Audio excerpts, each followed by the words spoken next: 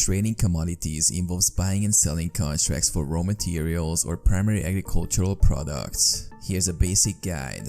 Educate yourself. Learn about different commodities, their supply-demand dynamics, and factors influencing their prices. Common commodities include gold, oil, corn, wheat, and coffee.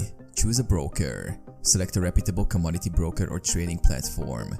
Ensure they offer access to the commodity markets you're interested in and provide robust trading tools and research resources. Open an account. Sign up for a trading account with your chosen broker. Complete any necessary verification procedures and fund your account. Research and analysis. Conduct thorough research and analysis to identify potential trading opportunities. Consider fundamental factors like production levels, geopolitical events, and economic indicators, as well as technical analysis using price charts and indicators. Place trades.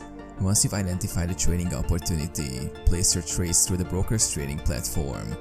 Choose the appropriate contract size, entry price, and exit strategy.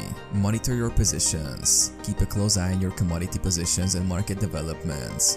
Adjust your trades as needed based on changing market conditions and your trading strategy.